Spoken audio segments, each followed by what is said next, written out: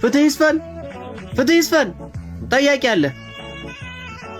አብዮቱ የፈነዳ ወቅት የተወለዱ አብዮት፣ በአዲስ ዓመት የተወለዱት ሴቶች መስከረም፣ ወንዶቹ ዓመትን ገሸሽ አድርገው አዲስ። በዋናው የአብይ ጾም መግቢያ ወር ጾማቸውን ገድፈው ተጸንሰው በወርሃ ነሐሴ የተወለዱ ሴቶች የማርያም ተብለው የሚጠሩ መኖራቸው ለጆሮ ባዳ አይደለም። ምናልባት በለስ የቀናት ሕፃን የአባቷ ስም ስጦታ አሊያም መንገድ ከሆነ የሰኔና ሰኞን መቅጠም ያስናቀ የማርያም ስጦታና የማርያም መንገድ የተባለ ስም ይኖራቸዋል። ታዲያ በአብይ ጾም የሰሩትን ጥፋት በ16ቷ የፍልሰታ ጾም መባቻን በማስመልከት ለማካካስ ይመስላል አሰያየማቸው። እነማን? አባቴ ጠለላውና እናቴ ሺብሬ። እንዴት? ለታናሽ እህቴ ስም አወጣጣቸው። እሷም ስሟን አሳጥራ ራሷን በራሷ የማ ብላ ማስተዋወቅ ይቀናታል። ከቤትም እንደዛ ብሎ መጥራት ከጀመሩ ሰነባብተዋል።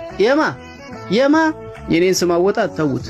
በፊት ክፍል ውስጥ ስሜ ሲጠራ አቤት ከማለት ይልቅ እጄን በማውጣት መኖሬን ለማረጋገጥ ስለምሞክር አጎንብሶ ስም የሚጠራው መምህራችን ብዙ ጊዜ ክፍል ውስጥ እያለው እንደሌለው ቆጥሮኝ ቀሪ አድርጎኛል። ታዲያ ከአባቴ ጋር ከቤታችን በረንዳ ሆነን እያወጋን ባለንበት ነበር ስለ እህቴ የማርያም ስም አወጣጥ የጠየኩት። እኔና እናት በታላቁ የአብይ ጾም ነበር ካልጋ የወደቅነው።